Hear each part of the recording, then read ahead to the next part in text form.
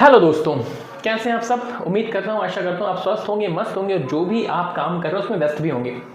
तो दोस्तों, जैसे कि आप देख रहे हैं आपकी पीछे, जो मेरे पीछे, ऑब्वियसली बात है आपके पीछे नहीं, रीजनिंग लिखा हुआ है। करेक्ट, आपने बिल्कुल सही पढ़ा। यदि आप SSC, CGL, CHSL, GD, banking या किसी भी वनडे एग्जामिनेशन की तैयारी कर रहे हैं या फिर एमटीएस, मैंने एमटीएस का नाम नहीं लिया है, किसी भी वनडे एग्जाम को टारगेट कर रहे हैं, तो ये जो पर्टिकुलर पार्ट्स आपके लिए अब डलने वाले हैं रीजनिंग के, ये आपके लिए रहने वाले हैं। यहाँ मैं आपको रीजनिंग की बारीक से बारीक चीजें बताने वाला हूँ। हम सिलेबस तो कवर करेंगे ही, साथ ही साथ हम उन बातों पर भी डिस्कस करेंगे जो एग्जाम के लिए बेहद जरूरी। जो भी पार्ट्स आपके रीजनिंग के रहते हैं उनको बेहद डिटेलिंग में हमने यहाँ पढ़ना है। हम टॉपिक वाइज चीजों को कवर करेंगे, जितनी भी वेराइटीज ऑफ क्वेश्चन हम सीख सकते हैं वो हम सीखेंगे। So without wasting any other time, मैं अपना इंट्रोडक्शन दे देता हूं। मेरा नाम है राहुल और मैं आपको रीजनिंग की बारीक बातों को और रीजनिंग को पढ़ाने वाला हूं। ठीक है, तो शुरू करते हैं। लेकिन शुरू करने से पहले मैं आपको एक चीज और बता देता हूं कि वैसे तो मैंने जो नाम आपके सामने लिखे हैं, इन एग्जाम के लिए रीजनिंग इंपॉर्टेंट होती ही है, बट इसके अलावा जो एमपीपीएससी या जो कुछ पीएससी एग्जामिनेशन होते हैं, वहां जो सीसेट का पेपर होता है वहां भी रीजनिंग पूछी जाती है। ठीक है, तो रीजनिंग का एक बहुत बड़ा पार्ट होता है पूछने का। इवन आप जो जानते हैं, जो बड़े एग्जामिनेशंस होते हैं जैसे कि क्लैट वगैरह हो गया, वहां तो रीजनिंग और हायर लेवल पे होती है ना। कैट के एग्जामिनेशंस होते हैं, क्लैट वगैरह जो होते हैं। द पॉइंट इज कि रीजनिंग जितने भी एग्जामिनेशन आप देखते हो, पढ़ते हो, सुनते हो, कभी आपने दिया भी होगा, ऐसी कौन सी खास बात है इस रीजनिंग में कि यार ये पूछी जाती है। ये आंसर मत दीजिएगा या ये आंसर दिमाग में मत लाइएगा कि भाई वो एग्जाम में आती है, ये तो हम सभी जानते हैं, पर क्या कोई और भी वजह है जिसके चक्कर में आपसे ये रीजनिंग पूछी जा रही है? बताइए, आप मुझे बताइए, खुद सोचिए। ये जो नाम आपके सामने दिखा है ना, रीजनिंग, इसके नाम में ही इसका आंसर है रीजन। ध्यान से देखिए इसके आगे क्या लिखा हुआ है, रीजन। यार सिंपल सा कॉन्सेप्ट है। देखो दोस्तों, क्या होता है, आप जिस उम्र के पड़ाव पे हो ना, मतलब आप तैयारी कर रहे हो, इसका मतलब या तो आप अपनी 12th कंप्लीट करके ग्रेजुएशन कर रहे होगे या फिर ग्रेजुएशन कंप्लीट कर चुके होगे। तो मुझे बताओ, आपको नहीं लगता कि यदि कोई आपसे कोई क्वेश्चन पूछता है, ठीक है, मान लीजिए आप किसी के साथ बात कर रहे हो, है ना, पेरेंट्स के साथ, अपने टीचर्स के साथ, और आपकी बातों में कोई लॉजिक ना हो, कोई तर्क ना हो, तो क्या कोई आपकी बात सुनेगा? नहीं ना। वहीं यदि आपकी बात विद लॉजिक हो, आपकी बातों में कोई तर्क हो, तो आपकी बात सभी सुनते हैं। सिंपल सा लॉजिक होता है ना, करेक्ट। हर चीज के पीछे एक कारण होता है और यदि हम उस कारण को जानते हैं, समझते हैं, तभी हमें नहीं, मतलब इट्स लाइक सभी के लिए ये बात है, सिर्फ मेरे लिए नहीं है, तभी लोग हमें सीरियसली सुनते हैं, है ना। कभी कभी कुछ ऐसे दोस्त होते हैं आपके आसपास जो कुछ भी बात करते हैं तो उनकी बातों को हम हल्के में ले लेते हैं। रीजनिंग का मेन मुद्दा क्या होता है? देखो, रीजनिंग आपकी जो एग्जाम है उसका हिस्सा तो है ही, साथ ही साथ रीजनिंग हमें यह भी सिखाती है कि जो भी कारण, किसी भी घटना के पीछे जो भी कारण है, उसको समझो, उसको अच्छे से अंडरस्टैंड करो और उसके हिसाब से डिसीजन लो। आप कोई भी एग्जाम देते हो, चाहे वो गवर्नमेंट का हो, प्राइवेट का हो, आपके ऊपर एक रिस्पॉन्सिबिलिटी होती है। अब यदि उस रिस्पॉन्सिबिलिटी को आपको निभाना है तो कहीं ना कहीं आपके दिमाग में ये बात आनी चाहिए कि यार रिस्पॉन्सिबिलिटी यदि मुझे दी गई है तो कुछ ना कुछ सोच समझ के दी गई होगी। अब सोच के देखो, एक कोई बड़ा ऑफिसर है ना, और वो बिना सर पैर की बातें करना शुरू कर दे, अपनी बातों में कोई लॉजिक ना दे, तो क्या लोग उसकी बात मानेंगे? नहीं ना। That's why reasoning is important. क्योंकि जब भी आपके सामने रीजनिंग का क्वेश्चन डाला जाता है बच्चों, तो याद रखिएगा, रीजनिंग का क्वेश्चन डालने का मेन उद्देश्य ये नहीं होता कि मुझे एग्जाम में पूछना है। हमें ये भी चेक करना है कि जो बच्चा ये एग्जाम दे रहा है, क्या उसके अंदर रीजन यानी कि तर्क करने की क्षमता है या नहीं है। ये मेन रीजन होता है आपके सामने रीजनिंग रखने का। इसलिए ये इंपॉर्टेंट होती है लाइफ में भी और एग्जाम में भी, है ना। जैसे कि उदाहरण के लिए मैं आपसे एक सिंपल सा क्वेश्चन पूछता हूं कि जो भी कुत्ते बिल्ली हमारे आसपास होते हैं, ये रात को क्यों रोते हैं? जो व्यक्ति इन सब के पीछे का कारण नहीं जानता है वो बोलेगा, कोई बोलेगा कि यार उन्हें तकलीफ होती है, कोई बोलेगा हो सकता है उन्हें कुछ ऐसी चीज़ दिख रही हो जो हमें आसपास नहीं दिख रही है। सब अपनी अपनी बातें कहेंगे, पर जो पढ़ा लिखा या जो रीजनिंग जानने वाला व्यक्ति है, रीजनिंग का मतलब होता है उसके पीछे का कारण, वो क्या बोलेगा? वो बोलेगा कि ये जो 4 पैर वाले जानवर होते हैं, स्पेशली कुत्ता बिल्ली, इनको अल्ट्रा वेव्स, जो भी अल्ट्रासाउंड होते हैं, उनकी वेव्स सुनाई पड़ती हैं, है ना, और वो उस पर रिएक्ट करने के लिए कुछ अजीब तरीके का साउंड निकालते हैं। ये उसके पीछे का एक्चुअल लॉजिक या रीजन है। मैं बस आपको इतना बताना चाहता हूं कि रीजनिंग को सिर्फ एग्जाम तक समेट के मत रखिए, इसका दायरा बहुत बड़ा है और हमारे आसपास भी बहुत सारी रीजनिंग चलती है, इसलिए हमेशा हमें चीज़ों को बहुत ही ध्यान से देखना है, ऑब्जर्व करना है। ठीक है, चलिए, तो मैंने ये जो बातें आपके सामने रखी हैं कहने के लिए, हो सकता है आपको लगे कि भैया क्या बातें हैं, बट बच्चों ये बात बिल्कुल भी फालतू नहीं है, हर एक बात की इंपॉर्टेंस होती है। और इसी प्यारी बात से हम शुरू करने वाले हैं हमारी रीजनिंग की कहानी। और कहानी को शुरू करने से पहले मैं आपके सामने रख देता हूँ इसका सिलेबस। ये जो रीजनिंग रहने वाली है दोस्तों, ये 3 हिस्सों में बटी हुई है। पहला हिस्सा होता है इसका एनालिटिकल तो लास्ट है, वर्बल रीजनिंग। वर्बल रीजनिंग को हम हिंदी में बोलते हैं भाषिक, है ना। रीजनिंग को हिंदी में क्या बोलते हैं, तर्क शक्ति, योग्यता। एक हिस्सा होता है नॉन वर्बल, जिसे हम बोलते हैं अभाषिक, नॉन वर्बल, और एक होता है एनालिटिकल, जिसे हम बोलते हैं विश्लेषणात्मक। अब तीनों में अंतर क्या होता है वो भी समझ लीजिए फटाफट से। जैसे मैं आपसे पूछूं कि इस जो आपको अभी मैंने आपके सामने ये जो आकृति बनाई है, मुझे बताइए इसमें टोटल कितने वर्ग यानी कि स्क्वायर है। तो शायद एक बच्चा देखकर बोलेगा सर 1 2 3 4 और बड़ा वाला मिलाकर 5। आपने बिल्कुल सही पकड़ा है, लेकिन क्या इसी क्वेश्चन का आंसर देने के लिए आपको कोई और जानकारी चाहिए थी? नहीं ना। कहने का मतलब यह है कि आपने सिर्फ देखा और आंसर कर दिया, हाँ या ना। वहीं जब मैं आपसे एक क्वेश्चन पूछता हूं कि राम का नहीं तो आप सोचो वो वाले राम है ना। मान लीजिए मैंने लिख दिया कि राहुल का टीना से क्या संबंध है, राहुल का टीना से क्या कनेक्शन है। क्या ये आंसर सिर्फ आप देखकर बता सकते हो या उसका आंसर जो है सिर्फ पढ़कर बता सकते हो? नहीं ना, आप नहीं आंसर दे पाओगे। क्यों नहीं दे पाओगे? क्योंकि ना आपको राहुल के बारे में जानकारी है और ना ही आपको टीना के बारे में जानकारी है। तो ऑटोमेटिकली आप सामने वाले से क्या पूछोगे कि भाई मुझे राहुल और टीना के बारे में थोड़ी सी जानकारी और दो, तब मैं उनके बीच का कनेक्शन बता पाऊंगा। तो जो वर्बल और नॉन वर्बल का जो मेन अंतर है वो यही है। बहुत सारे ऐसे क्वेश्चंस होते हैं डायग्राम वाले जिनमें आपको सिर्फ देखना है और आंसर कर देना है, इसी वजह से इसको बोलते हैं नॉन वर्बल, यानी कि आपको भाषा की जरूरत नहीं है। वर्बल का मतलब भाषा की जरूरत नहीं है, सिर्फ देखो और आंसर कर दो, है ना। मान लीजिए मैं आपसे पूछूं कितने इसमें ट्राइंगल कितने, मान लीजिए मैंने आपसे पूछा कितने ट्राइंगल, तो आप बता सकते सर एक बड़ा वाला, ये दूसरा, तीसरा, ये चौथा, है ना। कैसे निकालते हैं वो छोड़ दो, वो मैं सिखाऊंगा, पर सिर्फ देख के आंसर कर दिया ना। लेकिन क्या आप इस क्वेश्चन को सिर्फ देख के आंसर बता पा रहे थे? नहीं ना। यहां तुम्हें राहुल के बारे में, टीना के बारे में जानना था, और जानने के बाद तुम कंक्लूजन करते कि यार ये राहुल की बहन है, टीना है, या जो भी है। समझ पा रहे? तो जितने भी टॉपिक जिनमें आप देखने के बाद बिना और जानकारी के सिर्फ देखा और आंसर कर दिया, वो आते हैं वर्बल में, नॉन वर्बल में। और यहां जो आपको टॉपिक देखने मिलेंगे वो जनरली आपके डायग्राम वाले होंगे। वहीं जब आपको पीछे की कारण या पीछे की जो जानकारी वो भी चाहिए होगा, यानी कि आपके लिए भाषा जरूरी हो जाएगी, वो टॉपिक आते हैं वर्बल में। और मैक्सिमम रीजनिंग के टॉपिक आपको वर्बल में मिलने वाले। वहीं कुछ टॉपिक होते हैं एनालिटिकल रीजनिंग के, जहां आपको चीजों का क्या करना होगा, विश्लेषण करना होगा, यानी कि उसका एनालिसिस करना होगा।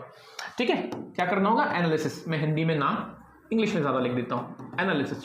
हिंदी में इसको विश्लेषण बोलते हैं, है ना। जैसे कि जज क्या करता है, जज पक्ष और विपक्ष, यानी कि उसकी बात भी सुनता है जो सजा दिलाने वाला है, और उसकी भी बात सुनता है जो बचाने वाला है, दोनों की बातें सुनता है। लेकिन जज उन दोनों की बातों का क्या करता है, एनालिसिस, विश्लेषण, और फिर सही तर्क, सही रीजनिंग, सही लॉजिक के बेसिस पर बताता है कि भाई तुम सही कह रहे हो या तुम्हारी बात मानी जाएगी। तो कुछ ऐसा ही काम हमें करना होता है इन टॉपिक्स पर, एनालिटिकल रीजनिंग पर। जितने भी आपके बड़े एग्जाम्स होते हैं, बड़े एग्जाम्स का मतलब पीएससी, यूपीएससी, क्लैट, उनमें इसका पोर्शन बढ़ जाता है। ठीक है, ऑल्दो हमारे लिए सबसे इंपॉर्टेंट ये होने वाला है यदि आप 1 डे एग्जाम को फोकस कर रहे हो, ठीक है, और यदि आप किसी बड़े एग्जाम की टारगेट कर रहे हो तो एनालिटिकल रीजनिंग आपके लिए इंपॉर्टेंट हो जाती है। ठीक है, चलिए, तो ये जो मैंने आपके सामने बातें कही हैं, ये सिर्फ एक सिलेबस का ओवरव्यू है। हमें सिर्फ इस बारे में जानना था कि हमें क्या क्या पढ़ना है।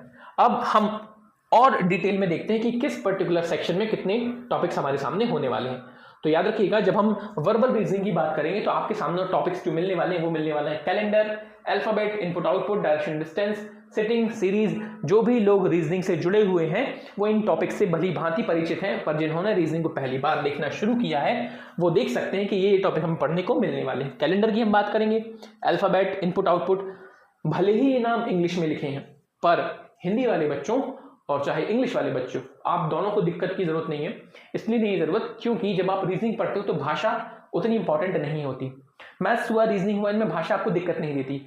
सिर्फ रीजनिंग में आपको समझना है कि भाई उसको करते कैसे हैं। ठीक है, रैंकिंग पढ़ेंगे, कोडिंग, डिकोडिंग पढ़ेंगे, blood relation, inequality, puzzle, analogy, clock, dice and syllogism. इन सभी की हम बात करेंगे जब हम वर्बल रीजनिंग पर आएंगे। और आज का जो हमारा टॉपिक रहने वाला है या जो हम शुरुआत करने वाले हैं वो शुरुआत करेंगे हम इनइक्वालिटी, यानी कि जो हमारा टॉपिक नंबर 1 है, इस पर हम बात करेंगे इनइक्वालिटी।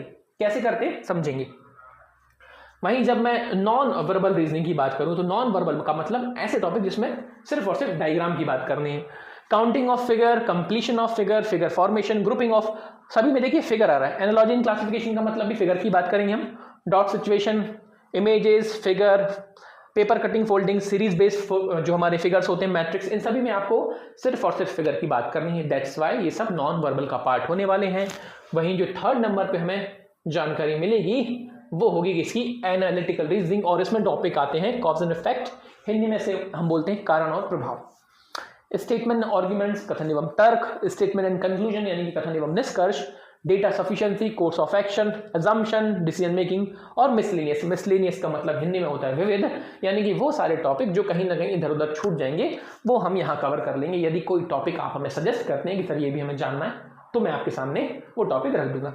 ठीक है, तो चलिए इसी बात पर हम शुरू करते हैं। हमारा आज का जो पहला टॉपिक रहने वाला है, और याद रखिए हम हमेशा जो भी टॉपिक पढ़ें उसको ध्यान से पढ़ने के साथ साथ नोट्स बेहद इंपॉर्टेंट होते हैं रीजनिंग में, क्योंकि यार रिवीजन बड़ा इंपॉर्टेंट होता है। जैसे मैथ्स होती है ना, सिमिलरली रीजनिंग में भी आपको प्रैक्टिस करनी होती, कम करनी होती पर करनी जरूर होती। ठीक है, चलिए तो हम क्या शुरुआत करने वाले हैं आज। हमारी जो पहली बात होने वाली है वो होने वाली है इस टॉपिक को लेकर जिसका नाम है इनइक्वालिटी, या इसी को हम बोलते हैं मैथमेटिकल ऑपरेशन। अब यहां से सीरियस होकर ध्यान से चीजों को सीखना शुरू कर दीजिए। देखिए इनइक्वालिटी या मैथमेटिकल ऑपरेशन का मतलब क्या होने वाला है। यदि मैं आपसे सिंपली पूछूं कि ये क्या लिखा है, तो यार इसका मतलब तो सिंपल है, आप बोलते हो कि ए बराबर है बी के, करेक्ट। लेकिन जब मैं आपसे पूछता हूं कि ये क्या लिखा है, तो अब क्या ये इक्वल या इक्वालिटी को दिखा रहा है? नहीं। जब भी आपको कुछ इस तरीके का साइन मिलता है तो ये तो हमें बताता है कि ए और बी बराबर है, लेकिन जब हम इस तरीके का साइन देखते हैं या फिर इस तरीके का साइन देखते हैं, ठीक है, मान लीजिए मैंने इस तरीके का साइन बना दिया, तो ये हमें इक्वालिटी के बारे में नहीं बताता, बल्कि ये बात करता है किसकी? इनइक्वालिटी की। इनइक्वालिटी का मतलब क्या हो गया, ध्यान से समझेंगे। ये हाँ, ये जो चिन्ह आपके सामने दिख रहा है ना, इसका मुंह जिस तरफ खुला होता है, जैसे अभी इसका मुंह कहां खुला है? ए की तरफ, तो आप बोलेंगे कि ए बड़ा है बी से। यहां आप ध्यान से देखेंगे तो ये किसकी तरफ मुंह खुला है? बी की तरफ, यानी कि बी बड़ा है ए से। आप ये भी बोल सकते हैं कि जो ए है वो बी से बड़ा है, करेक्ट, लेकिन यहां क्या बोल सकते हैं कि जो ए है वो बी से छोटा है। हमेशा याद रखिएगा, आप जब बोले तो वो हमेशा आगे की तरफ जाते हुए बोलते हैं, मतलब कि यहां बोलेंगे ए बराबर है बी के, ऐसा नहीं बोलना कि बी बराबर है ए के। बोल सकते हैं पर बोलना नहीं है। ए बराबर है बी के, ए बड़ा है बी से, ए छोटा है बी से। ये जो सिंबल्स हैं ये हमें पढ़ने होते हैं इस चैप्टर में, जिसको हम बोलते हैं इनइक्वालिटी या मैथमेटिकल ऑपरेशन। और ये टोटल 5 सिंबल रहने वाले हैं जो आपको पढ़ने हैं। कितने बच्चों? केवल 5 ही सिंबल्स होते हैं। मैं फटाफट से आपको इसके बारे में बता भी देता हूं, ध्यान से देखिएगा। क्या ये है वो 5 सिंबल जो मैंने आपके सामने टेबल पे लिख दिए। 5 ही सिंबल होते हैं, भले ही आपको यहाँ 6 दिख रहा हो पर 5 ही होते हैं। इसमें क्या लिखा हुआ है? इसमें लिखा हुआ है, ध्यान से देखें आप, इसमें लिखा हुआ है ए बड़ा है बी से। इंग्लिश में इसको क्या बोलते हैं? A is greater than B. याद रखिएगा, जिस तरफ मुंह खुला है वो बड़ा होता है, लेकिन हमेशा याद रखो हमें आगे चलते हुए, यानी कि हम ए से बी की तरफ पढ़ते हैं, ठीक है। सेकंड में क्या लिखा है? ए बी से छोटा है, यानी कि अब ये जो सिंबल है इसका जो पीछे वाला हिस्सा है, जैसे हम टेल बोलते हैं, पूंछ बोलते हैं, ये कहां आ चुकी है? पीछे की तरफ, यानी कि ए जो है वो छोटा है, बी बड़ा है, इसलिए आपने बोल दिया A is smaller than B या A is less than B, A B से छोटा है। थर्ड को तो मैंने बता ही दिया, ए बराबर बी के। याद रखिएगा 5 सिंबल हमें पता होने चाहिए। सबसे इंपॉर्टेंट सिंबल होता है ये वाला, ध्यान से सुनिएगा। यदि आप इस सिंबल को ध्यान से देखें तो ये लिखा हुआ है ए इस तरीके से। यदि इस सिंबल को आप ध्यान से देखते हैं तो यहां 2 चीजें आ रही हैं। पहली, ये वाला सिंबल दिखा रहा है कि भैया ए बड़ा है बी से, और ये जो सिंबल है ये दरअसल लिया गया है बराबर से। ये जो पर्टिकुलर आपके सामने सिंबल रखा गया है ये 2 लोगों का कॉम्बिनेशन है, बड़े और बराबर। इन दोनों को हमने साथ में उठा के रख दिया है, इसलिए सिंबल कुछ इस तरीके से बन गया है। इसी वजह से हम इस सिंबल को क्या बोलते हैं? A is either greater than or equals to B. A B से या तो बड़ा है या छोटा है। ये जो बी से या तो बड़ा है या बराबर, इस वर्ड पर ध्यान दीजिएगा, या। कुछ दोस्त हमारे क्या करते हैं, इस या की जगह क्या लिख देते हैं? और। यदि आप और लिख रहे हैं तो गलत चला जाएगा। इसलिए गलत जाएगा क्योंकि सोच के देखिए, आप बोल रहे हो कि जो ए है वो बी से या तो बड़ा या बराबर है, करेक्ट। दोस्तों एक बात बताइए, मैं किसी भी व्यक्ति से एक टाइम पे, किसी भी का मतलब किसी से भी, मैं एक टाइम पे किसी से या तो बड़ा हो सकता हूं, या तो छोटा हो सकता हूं, या बराबर। क्या मैं एक ही टाइम पे एक ही व्यक्ति के साथ बराबर और बड़ा हो सकता हूं ना? नहीं, ये पॉसिबल नहीं है। आप एक टाइम पे एक ही चीज हो सकते हो, या तो बड़े होगे या फिर बराबर होंगे, है ना? तो यदि आप यहां क्या बोलते हो कि ए बी से बड़ा या बराबर है, तो बात समझ में आती है कि भैया या तो आप बड़े होगे किसी से या उसके बराबर होगे। लेकिन गलती से आपने क्या लिख दिया? और का मतलब यह है कि आप दोनों काम एक साथ कर रहे हो, वो संभव नहीं है। एक टाइम पे एक ही चीज हो सकती है, या तो आप बड़े होगे या फिर आप बराबर होंगे। ठीक है, चलिए वही हमारा जो लास्ट सिंबल है वो क्या कहता है? लास्ट सिंबल हमसे क्या कह रहा है? इसी का उल्टा कर लीजिए कि भैया ए जो है वो या तो छोटा है या फिर बराबर है बी से। ये भी कैसा बना है? इन दोनों को मिलाकर। पर याद रखना यहां भी आपको कौन सा सिंबल यूज करना है, सॉरी कौन सी बातें यूज करनी है, या। ठीक है, चलिए लास्ट में जो लिखा हुआ है वो कुछ भी नहीं है। आपने क्या बोल दिया है कि यदि ऐसा लिखा है तो इसका मतलब होता है कि ए बी के बराबर है, लेकिन मैंने क्रॉस कर दिया। इसका मतलब समझते हैं आप? इसका मतलब ये हो गया कि अब ए और बी बराबर नहीं है। अब भैया ए और बी यदि बराबर नहीं है तो उनके पास दो ही ऑप्शन बचे, या तो हो सकता है ए बड़ा हो सॉरी बी से, या फिर उल्टा ए बी से क्या हो जाए? छोटा। ठीक है, मुद्दा ये नहीं है कि क्या होगा, मुद्दा ये है कि आपको ये वाला सिंबल समझना था कि यदि हमने लिख दिया कि भैया तुम बराबर नहीं हो, और बराबर नहीं हो तो यार क्या मतलब होगा? या तो बड़े हो गए या छोटे हो गए। ठीक है, चलो तो फिलहाल तो ये बात समझ लो कि ये जो सिंबल्स आपके सामने रखे गए हैं ये टोटल 5 रहते हैं, और इन्हीं 5 सिंबल को संयुक्त रूप से मिलजुल कर हम क्या बोलते हैं? इनइक्वालिटी, या फिर उसी का दूसरा नाम होता है मैथमेटिकल ऑपरेशन। ठीक है, पहले तो आपने सिंबल को जान लिया। चलो अब इस सिंबल्स को जानने के बाद ये भी जान लीजिए कि इस चैप्टर में आपको किस तरीके से क्वेश्चंस मिलेंगे। जब भी कोई क्वेश्चन आपके साथ शेयर किया जाएगा, जब मैं आपके सामने कोई क्वेश्चन करूंगा तो मैं आपको बता दूंगा ये किस कैटेगरी का है। पर फिर भी इनइक्वालिटी में 2 तरीके से क्वेश्चन बनते हैं बच्चों, एक सिंपल होता है और एक होता है कोडेड। ये क्या होता है ये चैप्टर में आगे चल के आपको समझ में आ जाएगा, पर 2 तरीके से क्वेश्चन आपसे पूछे जाएंगे, एक सिंपल फॉर्म और एक कोडेड। सिंपल में भी एक होता है नॉर्मल और एक होता है रिवर्स, और कोडेड में भी होता है नॉर्मल और रिवर्स। मैं अभी नहीं चाहूंगा कि आप इस पर दिमाग लगाएं। जो लोग नोट्स बनाते हैं उनके लिए मैं ये बात सामने रख रहा हूं कि जब आप नोट्स बनाएं तो सामने पहले लिख लीजिएगा कि इनइक्वालिटी में किस तरीके से क्वेश्चंस आपको मिलने वाले। ठीक है, चलिए अब मेन आती है बात कि हमें करना क्या है या हमें कैसे समझना है। तो यहां से बात थोड़ी सी गंभीर हो रही है, थोड़ा ध्यान से सुनिएगा और समझिएगा। देखिए, जब भी आप किसी इनइक्वालिटी का क्वेश्चन देखेंगे, यानी कि मैथमेटिकल ऑपरेशन का क्वेश्चन देखेंगे, तो आपको जो क्वेश्चन दिखेगा, क्या बोला मैंने? दिखेगा, वो कुछ इस तरीके से रहता है। आपको दिया जाएगा एक, पेन चेंज कर लेते हैं नहीं तो नजर ही नहीं आएगा, आपको मिलेगा एक कथन, इंग्लिश में से हम बोलते हैं बच्चों स्टेटमेंट। ओके, क्या बोलते हैं दोस्तों? स्टेटमेंट। और दूसरी चीज आपको दी जाएगी कंक्लूजन। पहले तो ये जान लो कि ये दोनों चीजें क्या है, हिंदी में इसको बोलते हैं निष्कर्ष। आपको सबसे पहले 2 चीजें दी जाएंगी, एक कथन स्टेटमेंट और एक कंक्लूजन यानी कि निष्कर्ष। देखो दोस्त, क्या होता है, विक्रम बेताल की आपने सभी ने कहानी सुनी होगी। विक्रम था, एक बेताल था। जो बेताल होता था वो क्या करता था? विक्रम के पीठ पर आके बैठ जाता था और हर बार एक नई कहानी सुनाता था। क्यों सुनाता था? ताकि वो कहानी के खत्म होने के बाद विक्रम से कोई क्वेश्चन पूछ सके, प्रश्न पूछ सके। यही था ना? सेम यहां होता है, जो कथन होता है वो बेताल की कहानी ऐसा है, मतलब कि आपको एक कहानी, आपको एक जानकारी दी जाएगी। स्टेटमेंट का मतलब यह है कि आपको जानकारी, इंफॉर्मेशन दी जाएगी। ठीक है, मैं आपको जानकारी दूंगा, दी जाएगी, यानी कि कुछ बातें आपको सामने शेयर करूंगा। वहीं जो निष्कर्ष होगा वो क्या है? वो है दरअसल विक्रम से पूछा गया प्रश्न, है ना? तो ये निष्कर्ष का मतलब ये है कि अब आपसे जानकारी पूछी जाएगी, यानी कि मैं आपसे प्रश्न पूछूंगा। ठीक है, अब ये जो प्रश्न आपसे पूछा जाएगा ये भैया आप तभी बता पाओगे ना जब आपने कहानी यानी कि स्टेटमेंट को ध्यान से सुना होगा। तो सिंपली याद रखिएगा, स्टेटमेंट का यानी कि कथन का मतलब है दी जाने वाली जानकारी, और निष्कर्ष का मतलब है वो प्रश्न जो आपसे पूछा जाएगा। ठीक है, चलो वैसे भी इसमें कुछ ज्यादा नहीं बच्चों, तो इसलिए मैं आपको इसमें उलझाना नहीं चाह रहा हूं। पहले आप समझ लीजिए, और ये थ्योरी मैंने आपके सामने लिख दी है कि स्टेटमेंट का मतलब क्या है। स्टेटमेंट का मतलब है जानकारी जो आपको उत्तर देने के लिए जरूरी है, जो मैं आपके सामने बतलाऊंगा। और एक होता है कंक्लूजन, जिसके माध्यम से आप क्या करने वाले हैं? उत्तर देने वाले हैं। ठीक है, आपके सामने एक स्लाइड दी गई है, इसको नोट कर सकते हैं, स्क्रीनशॉट ले सकते हैं। ठीक है, हाँ या ना? करेक्ट। अरे आप लोग तो बड़े हैं, समझदार। अब आते हैं मुद्दे पर कि ये जो आप हमें बता रहे हो ये सब तो ठीक है भैया, लेकिन मुद्दा ये है कि करना क्या है, सॉल्व कैसे करते हैं। अब आते हैं पूरे कॉन्सेप्ट पर, और यकीन मानिए ये पूरा चैप्टर सिर्फ और सिर्फ एक कॉन्सेप्ट पे टिका हुआ है, और वो सिर्फ 5 मिनट में सीख जाओगे आप, 5 मिनट में, और ध्यान से सीखना है। देखो कॉन्सेप्ट या हाउ टू डू कंपैरिजन। ये कंपैरिजन शब्द क्यों लिखा है मैं आपको समझा। अरे स्लाइड भैया काहे लुका रहे हो, पेन पेन पेन आ जाए, पेन कहाँ गया, पेन नहीं आया है, लीजिए आ गया।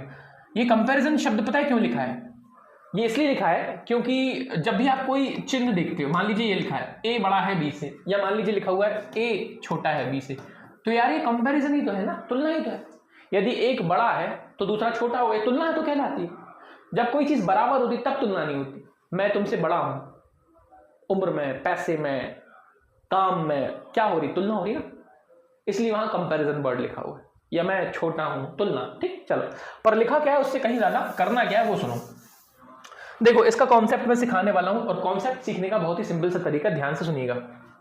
मान लो आपको कोई काम करना है, ठीक है, मान लीजिए हम सभी अभी याद रखिए, आप आपके दोस्त, मैं भी हूं, मुझे भी तो ले चलना है ना। हम सभी जाने वाले हैं कहाँ, गोवा।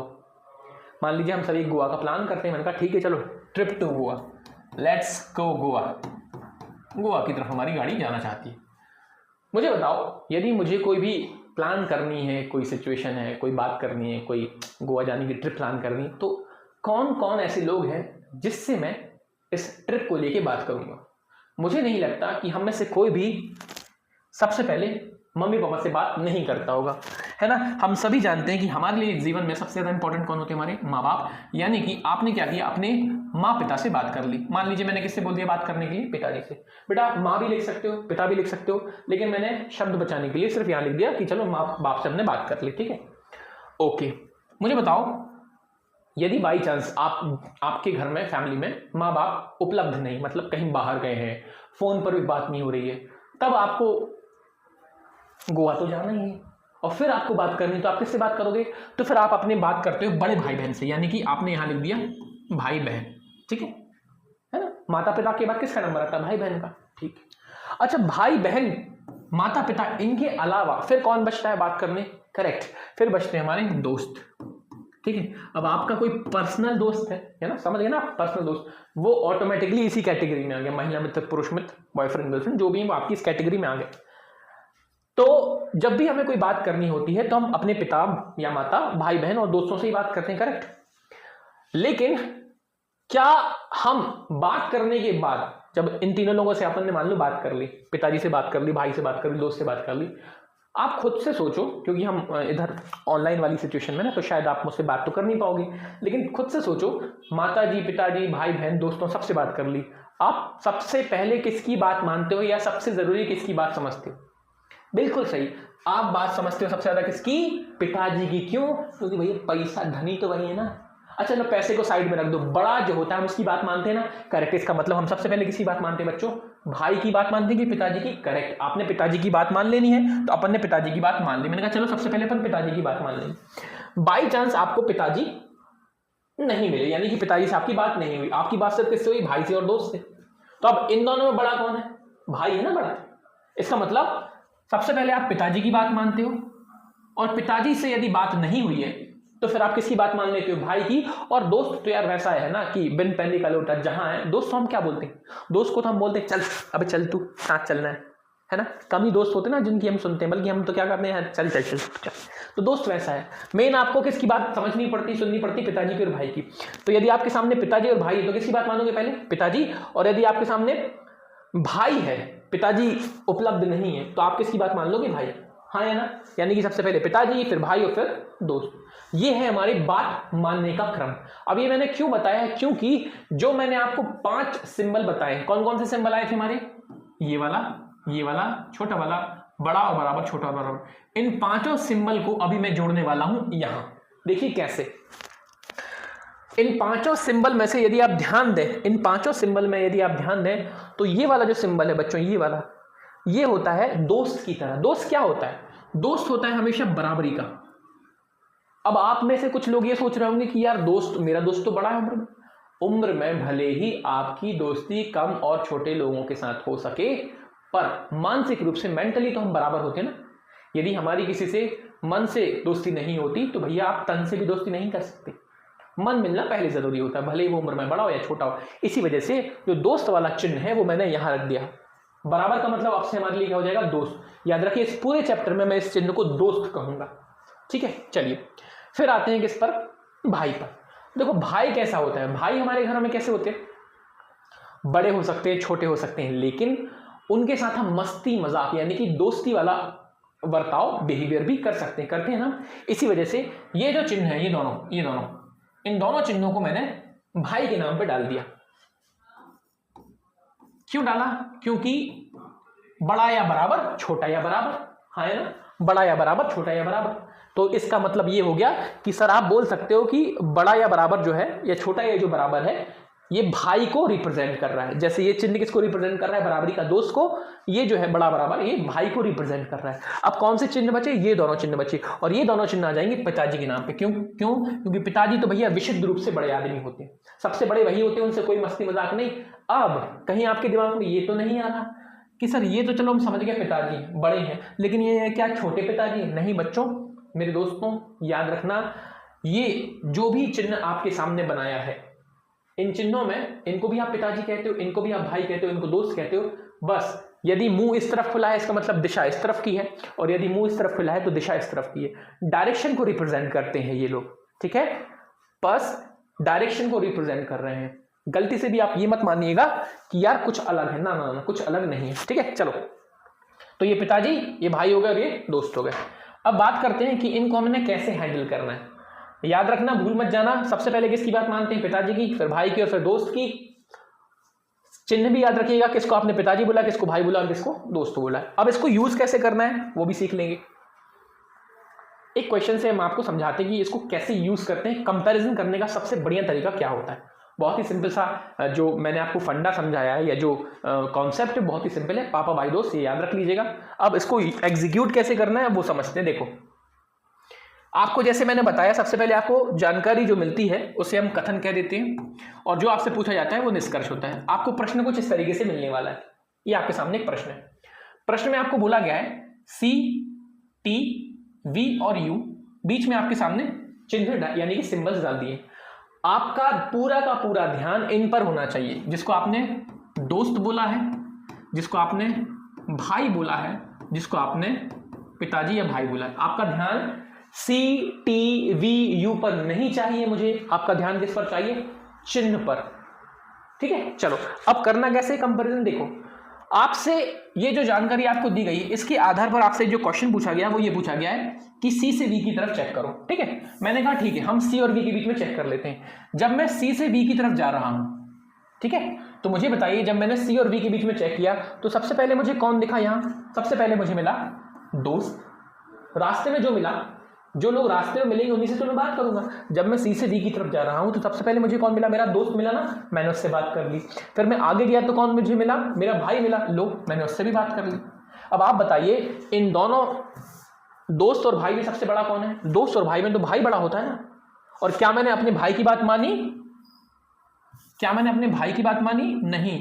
यहां तो हमने किसकी बात मान ली, यहां तो हमने पिताजी की बात मान ली। अरे भैया जब पिताजी हमको रास्ते में मिले ही नहीं तो आप पिताजी की बात कैसे मान सकते हो। इसका मतलब ये जो निष्कर्ष है वो क्या हो गया, गलत हो गया। गलत जवाब, गलत जवाब। फिर से समझ लीजिए क्या हुआ, कुछ लोगों को समझ में नहीं आता एक बार में, कोई दिक्कत नहीं।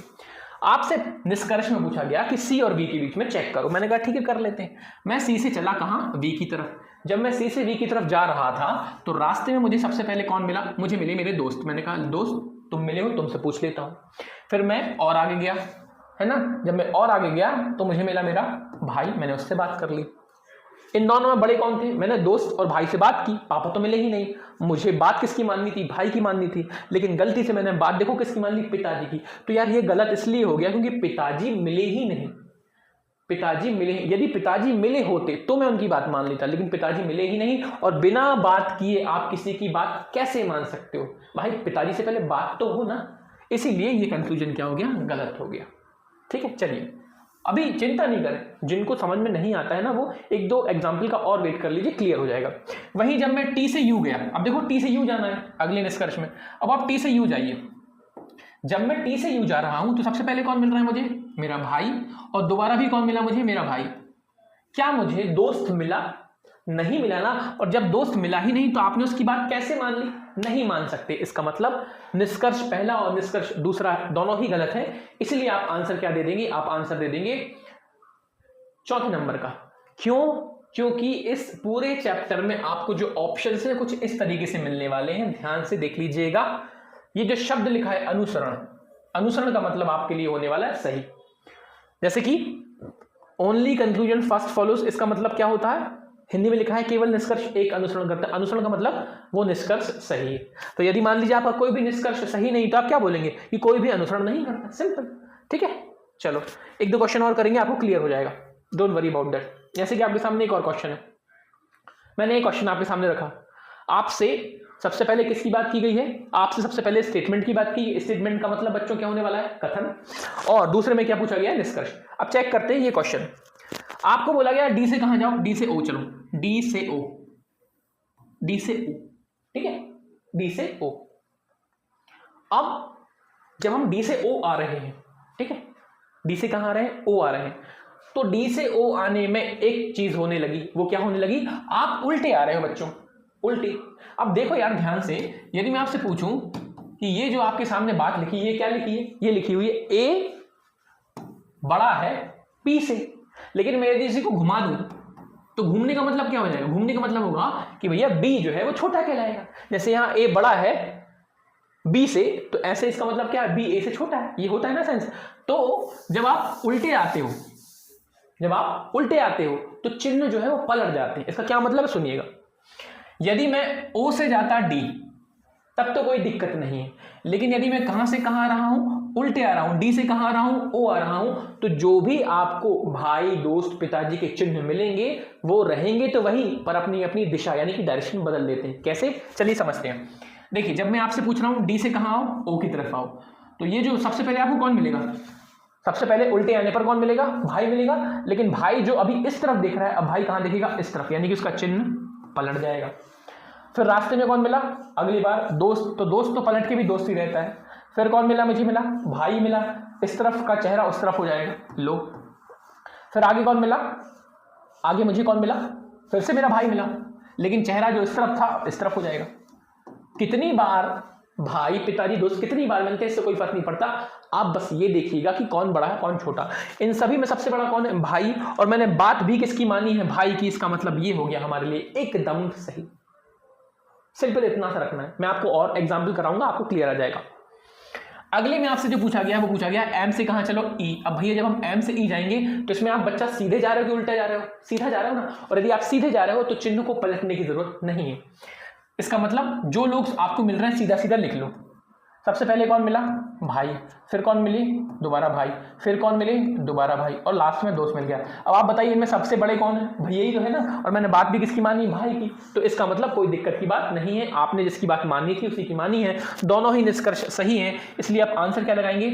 आप लिखाएंगे ये वाला निष्कर्ष 1 और 2 दोनों अनुसरण करते हैं। इंग्लिश में जो लिखा रहता है वो लिखा रहता है बोथ कंक्लूजन फॉलोज, ये लिखा रहता है। देखिए, both conclusion first and second follows. ठीक है, इसको मैं यहां पहुंचा देता हूं, काम का भी नहीं।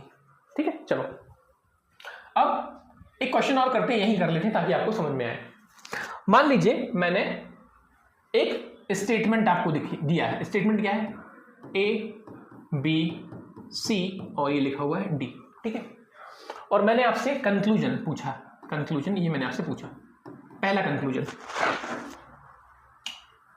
कंक्लूजन नंबर पहला क्या है? मैंने आपसे पूछा कि ए डी, ये पूछा।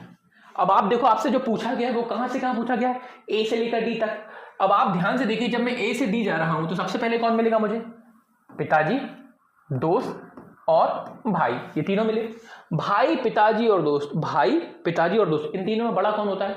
पिताजी होते हैं ना। और लीजिए, मैंने पिताजी की बात माननी थी और पिताजी की बात मैंने मानी है, इसलिए ये निष्कर्ष सही हो जाएगा। गलती से यदि मैं यहां भैया की बात मान लेता तो ये गलत हो जाता। क्यों गलत हो जाता? क्योंकि मुझे पता था इन तीनों में बड़े तो पिताजी हैं और मैंने बात जो है वो भाई की मान ली। इसलिए आपको सिस्टम को समझना होगा, जो बड़ा है उसकी बात मानो और जो बड़ा नहीं है उसको साइड में जानो, यानी जाने दो। ठीक है, क्लियर? चलिए, मैंने सिर्फ एक समझाने के लिए आपको एक्स्ट्रा एग्जाम्पल बता दिया, बाकी इसमें कोई दिक्कत की बात नहीं होती। और आगे बात करते हैं। ठीक है, चलिए स्लाइड्स को हम बढ़ाते हैं आगे और जानते हैं हमारे लिए क्या कोई अगला एग्जाम्पल है। अच्छा, जो मैंने अभी आपको बात समझाई थी उसको नोट भी कर लीजिए। यदि हम रिवर्स आते हैं, रिवर्स का मतलब आपकी जो यूजुअल डायरेक्शन होती है वो आगे जाने की होती है, लेफ्ट से राइट, पर यदि आप उल्टे आ रहे हो तो आपके जो चिन्ह होते हैं वो पलट जाते हैं। एक और एग्जाम्पल के लिए आप यहाँ ध्यान देंगे, बाई चांस यदि मैंने ए से बी सी डी ऐसा लिखा हुआ है, मैं आपसे पूछ रहा हूँ कि आप ए से कहाँ जाओ, सी जाओ। ठीक है, या चलिए ए से डी तक जाते हैं। जब मैं आपसे पूछ रहा हूँ कि ए से डी जाइए, ठीक है, तो आपने क्या करना है, पहले कौन मिला? पिताजी, जैसे थे वैसे लिख दिए। दोस्त जैसा था वैसा लिख दिया। भाई जैसा था वैसा लिख दिया। लेकिन यदि कोई आपसे पूछता है आप डी से कहाँ जाओ, ए आओ, तो अब आपको उल्टा जाना है। और उल्टे जाने का मतलब ये जो चिन्ह होते हैं ये रहते वही है, बस पलट जाते हैं। यानी कि ये जो भैया है रहेंगे भैया, लेकिन जो अभी भैया किसी मतलब कुछ और नहीं बोलना चाहता हूँ, जो भैया भी आपके यहाँ दिख रहे हैं वो अब यहाँ दिखेंगे, तो जो पलट जाओ इसको ऐसा हो जाएगा। फिर दोस्त, और जो पापा हैं जो इधर ताड़ रहे हैं इधर ताड़ेंगे। सिंपल सा लॉजिक है, वही रहते हैं, बस भैया उनकी डायरेक्शन बदल जाती है। तो यही बात आपके सामने लिखी है कि जब भी आप डायरेक्शन में रिवर्स आए तो जो भी चिन्ह है उनकी दिशा बदल जाएगी। क्लियर? चलिए, आई होप ये बात समझ गए होंगे। अब आप आगे बात की जाए, आगे आगे आगे आगे आगे आगे, हाँ स्लाइड हुई है। तो यदि आप चीजों को समझ गए हैं थोड़ा बहुत, तो कुछ प्रैक्टिस करने के लिए मैंने आपके सामने चीजें रखी हैं।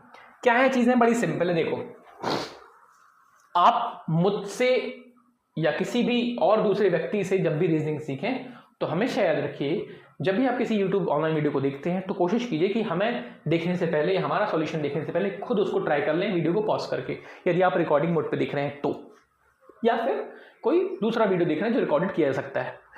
अब यदि मैं आपसे पूछता हूं कि इस ए, बी और सी के कनेक्शन में कौन बड़ा है, तो आप साफ साफ देख सकते हैं कि कौन बड़े हैं, पिताजी बड़े हैं। तो आपको इससे जो रिजल्ट निकालना है वो क्या निकालना है, ए बड़ा है सी से। यदि आप यहां देखें, यहां पिताजी कितनी बार मिल गए, 2 बार, उससे कोई फर्क नहीं पड़ता, अभी भी आपका रिजल्ट क्या आएगा, ए बड़ा है सी से। यहां देखिए, ए से सी की जाते वक्त पहले कौन मिला, पिताजी, और फिर कौन मिले, भाई साहब। अब पिताजी और भैया में कौन बड़े हैं, पिताजी है ना, तो लीजिए ए बड़ा है सी से। मैं सिर्फ आपको ये सिखा रहा हूं कि इन सिंबल्स में से हमें अपनी जानकारी किस तरीके से एक्सट्रैक्ट करनी है, निकालनी है। इसमें देखिए, इस यहां आपको जब ए से सी जाना था तो पहले में आपको कौन मिला, भाई, बाद में भी कौन मिला, भाई। इसका मतलब पापा तो मिले नहीं, तो भाई की ही बात मान लो। ठीक है, यहां देखिए भाई है और दोस्त है, किसकी बात मानना है, भैया की ही बात माननी है ना, दोस्त की तो क्या ही बोलूं मैं। बस इस तरीके से सॉल्व करना है। यहां देखिए, अब आप ए और सी के बीच में कौन है, पिताजी ही है, बस पिताजी का चेहरा कहां है, उस तरफ है, तो हमने पिताजी की बात मान ली और उस तरफ देखते हुए मान ली। ठीक है, यहां देखिए ए और सी में किसकी बात मानू, भाई दोनों ही जगह पिताजी बैठे तो पिताजी की ही बात मानी जाएगी ना, करेक्ट। यहां देखो आप, एक तरफ भैया है एक तरफ पापा है, एक तरफ भैया एक तरफ पापा है, किसकी बात मानोगे, पापा की बात मानोगे, तो लो मान ली पापा की बात। किसी किसी के दिमाग में ये चीजें आ रही होंगी, कुछ ऐसे हमारे मित्रगण हैं जिनको ये लग रहा होगा कि क्या हो यदि एक तरफ पापा है एक तरफ भैया है और चेहरे अलग अलग हो।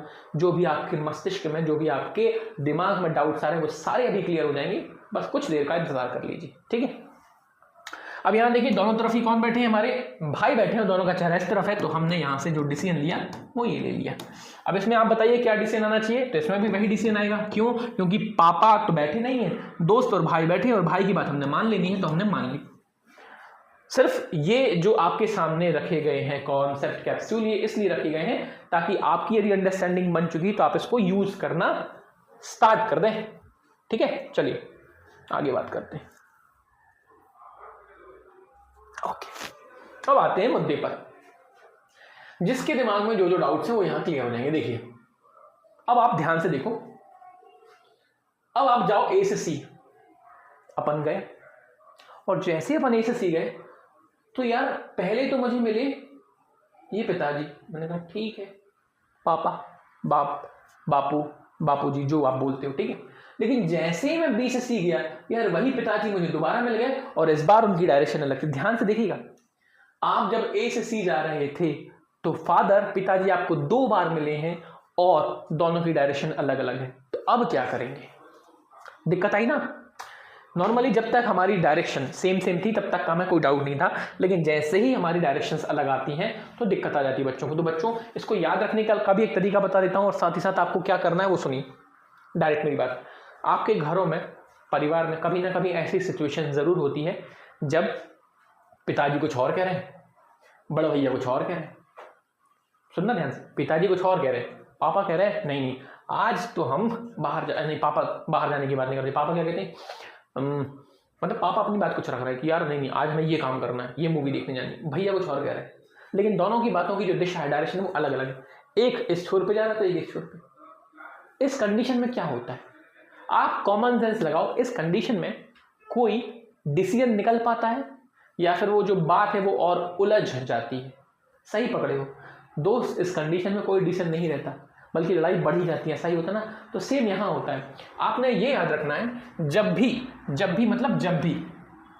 भी कोई भी 2 ऐसे चिन्ह आपको मिल जाए जिनकी दिशा अलग अलग है, जब भी कोई भी 2 ऐसे चिन्ह, कोई भी का मतलब कोई भी, इससे कोई फर्क नहीं पड़ेगा कि वो पिताजी है कि भाई है कि दोस्त है, कोई भी 2 ऐसे चिन्ह मिल जाएं जिनकी दिशा अलग अलग है, तो भैया इस केस में आप डिसीजन नहीं ले पाओगे। यानी कि ए और सी के बीच में कोई भी डिसीजन नहीं लोगे। इसका मतलब आप उसको बोल लोगे राम राम, जय श्री राम, आगे बढ़ो प्रभु जी, हम आपको एंटरटेन नहीं कर सकते, अभी हम कोई डिसीजन नहीं ले पा रहे हैं। चिन्ह उल्टे का मतलब, जैसे कि पिताजी हैं और एक और चिन्ह मिल गया जिसमें आपको पिताजी ही उल्टी दिशा में दिख रहे हैं। हो सकता है एक तरफ पिताजी हो और एक तरफ भाई बैठा हो सकता है दोनों ही तरफ भाई बैठा हो, इससे कोई फर्क नहीं पड़ता कि बैठे कौन है, फर्क पड़ता उनकी दिशा से। अच्छा, चिन्ह आपके उल्टे ऐसे केस में भी माने जाते हैं बच्चों, है ना, ये भी उल्टे होते हैं, आमने सामने मुंह करके बैठे। ठीक है, याद रखिएगा, कोई फर्क नहीं पड़ता कि बैठा कौन है, फर्क इस बात से पड़ता है कि उनका चिन्ह एक ही दिशा में या अलग अलग दिशा में। यदि अलग अलग दिशा है तो आप उसको बोल देते हैं ब्लॉक। इस कंडीशन को ब्लॉक बोला जाता है और इस कंडीशन में कोई भी कंक्लूजन नहीं निकल पाता क्योंकि वो लड़ाई वाली स्थिति हो जाती है। ठीक है, चलिए अब मुझे बताइए, क्या मैं यहाँ ए से सी के बीच में कोई डिसीजन ले पाऊंगा? नहीं ले सकता, क्योंकि ये देखो चिन्ह अलग अलग है। पिताजी इस तरफ देख रहे हैं, भैया इस तरफ देख रहे हैं। क्या मैं इधर ले सकता हूँ? नहीं ना, पिताजी और भाई अलग अलग अलग अलग अलग अलग अलग अलग, यानी कि दिशाएं अलग, तो डिसीजन खत्म, लेना ही नहीं। ये बात गांठ बांध के याद रख लीजिए आप लोग भी। ठीक है, चलो आगे बात करेंगे इस पर। जो मैंने अभी आपको समझाया है इसका एक नोट भी लिख लीजिए। ये है और वो नोट कि यदि कोई भी आपके सामने सिचुएशन ऐसी होती है जिसमें दिशाएं अलग अलग हैं, तो आपने क्या कर देना है, उसको स्टेट ऑफ कंफ्यूजन हम बोल देते हैं, या फिर उसको हम बोल देते हैं क्या, ब्लॉक। याद रखिएगा, आपके सामने एक वर्ड भी लिखा है ब्लॉक। कोई भी डिसीजन नहीं लेना है। ठीक है, चलो ये क्वेश्चन करते हैं इसी से रिलेटेड। आपके सामने एक स्टेटमेंट दिया गया है, स्टेटमेंट का मतलब वही हमारे बेताल भाई की कहानी की जैसा। हमने कहा ठीक है शुरू करते हैं। अब इस कहानी यानी कि स्टेटमेंट के आधार पर आपसे 2 बातें पूछी गई निष्कर्ष के तौर पे। सबसे पहले पूछा गया है एम और क्यू के बीच में। हमने कहा ठीक है एम और क्यू के बीच में हम चलते हैं। जैसे ही मैं एम और क्यू के बीच में जाना चाहा तो भाई सबसे पहले कौन मिला मुझे, ये हो गया मेरा 2 भाई, है ना। फिर मिली मुझे मेरे पिताजी। अब देखो लॉजिकली बच्चा दोस्तों, मुझे एम से क्यू तक जाना था, पर मैं इन दोनों को देखने के बाद ही यहाँ आगे जाने से मना कर दूंगा, क्योंकि पहले ही हमें 2 ऐसे चिन्ह मिल गए जिनकी दिशा अलग अलग है। बस आपको तुरंत पहचानने की जरूरत होती है। यदि आप आगे जाओगे तो ये लो दोस्त लिख दिया, ये लो वापस से पापा लिख दिए, पर क्या उसका कोई मतलब निकला? नहीं ना, हमें पहले ही पता चल गया कि चिन्हों की दिशा अलग अलग है। इसका मतलब आपने उसको बोल दिया कि तुम जो है वो स्टेट ऑफ कंफ्यूजन या ब्लॉक वाली सिचुएशन में फंस गए हो, इसलिए हम आपके लिए कोई डिसीजन नहीं ले सकते। ठीक है, चलिए अब ओ से आर आइए। ओ से आर लीजिए, ओ से आर गए। ओ से आर जब मैं गया तो सबसे पहले मुझे मिला मेरा दोस्त, फिर पिताजी और दोबारा भी पिताजी। अब इन तीनों में सबसे बड़े कौन है? पिताजी ही हैं। बात मुझे पिताजी की ही माननी थी और मैंने पिताजी की बात मान ली। इसका मतलब हमारा जो निष्कर्ष है वो एकदम सही है, कोई दिक्कत की बात नहीं है। तो आप इस केस में आंसर क्या लगाएंगे? पहला जो कंक्लूजन है वो गलत माना जाएगा जबकि दूसरा सही माना जाएगा। दैट्स वाई आप आंसर लगा देंगे कौन सा, ओनली कंक्लूजन सेकंड फॉलोज, ये वाला। ठीक है, तो आई होप ये बात आप समझ गए होंगे। जिनको भी समझने में दिक्कत होती है वो एक बार फिर से वीडियो को जरूर देखना। और क्वेश्चन कर लेते हैं थोड़ा सा। आपके सामने फिर से एक स्टेटमेंट मैंने रख दिया। ठीक है, इस बार पेन चेंज कर लेते हैं यार, बोर हो गया इस कलर से। चलिए इस कलर को ट्राई करते हैं। स्टेटमेंट आपके सामने है, कंक्लूजन आपके सामने है। वीडियो को पॉज करें और खुद भी ट्राई करें और जो मैं बता रहा हूं उससे रीचेक कर लें। एल से आर जाना है। एल से आर का मतलब आप सीधा जा रहे हैं कि उल्टा? यस, हम उल्टे जा रहे हैं। और उल्टे में आपने क्या करना होता है, चिन्ह वही होते हैं, बस वो चिन्ह पलट जाते हैं। दैट मीन्स जब आप एल से आर जाएं तो ये जो आपको चिन्ह अभी पिताजी का दिख रहा है ये रहेगा वही, पर पिताजी की जो डायरेक्शन है मुंह खोलने की वो इस तरफ है, अब वो इस तरफ कर लीजिए। तो ये लीजिए, हमने पिताजी की डायरेक्शन चेंज कर ली। फिर यहाँ ये दोबारा पिताजी मिले, डायरेक्शन चेंज कर लीजिए। फिर यहाँ ये दोस्त मिला, लीजिए, लिख लिया। इन तीनों में सबसे बड़ा कौन है? पिताजी ही है। हमने बात भी किसकी मानी? पिताजी की है। तो लीजिए, ये हो गया सही, कोई दिक्कत की बात है ही नहीं, सिंपल। अब आपको टी से वी आना है। लीजिए, टी से वी आ जाते हैं। टी से वी, क्या तुम अब उल्टे आ रहे हो? नहीं ना, जब आप उल्टे आए तभी चिन्हों को पलटने का ध्यान रखिएगा। अब आप जब टी से वी जा रहे हो तो आप फटाफट से पापा से मिले तो पापा को बिठा लिया, फिर पापा से लो पापा, फिर दोस्त लीजिए, और लास्ट में अरे भैया ये तो गड़बड़ हो गया। एक गड़बड़ क्यों हुआ? क्योंकि हमें रास्ते में दो ऐसे चिन्ह मिल गए, पापा जी ही मिले लेकिन अलग अलग दिशा वाले मिल गए, यानी कि चिन्ह जो है वो विपरीत दिशा में जा चुके हैं। और जब विपरीत दिशा में जाते हैं तो आपको बोलना पड़ेगा I am in the state of confusion. मैं स्टेट ऑफ कन्फ्यूजन में हूँ, ब्लॉक वाली सिचुएशन में हूँ, इसी वजह से हम डिसीजन नहीं ले पाते, उसको छोड़ देते। गलत। दैट मीन्स आपका आंसर क्या हो जाएगा? Only conclusion first follows. ठीक है, ये सिर्फ मैं आपको अंडरस्टैंडिंग के लिए बता रहा हूं। हम ढेर सारे क्वेश्चंस की प्रैक्टिस कर लेंगे ताकि आपकी क्लियरिटी अच्छे से हो सके। क्लियर? चलिए आगे बात करते हैं।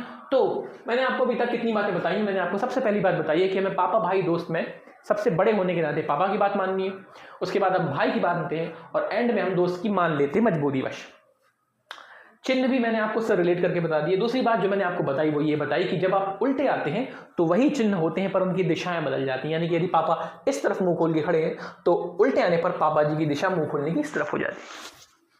थर्ड, यदि किसी भी कंडीशन में चिन्हों की दिशा कैसी फंस जाए? विपरीत विपरीत विपरीत विपरीत, तो उसे हम ब्लॉक कहते हैं, स्टेट ऑफ कंफ्यूजन कहते हैं। और इस कंडीशन में डिसीजन नहीं लिया जाता, कंक्लूजन को रॉन्ग कर दिया जाता है।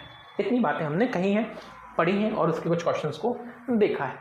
ठीक है, चलिए क्या हमारे आसपास, अरे हाँ स्लाइड तो है, वही मैं सोचूं कि स्लाइड कहाँ चली गई। एक और क्वेश्चन है, क्या कहता है ये क्वेश्चन?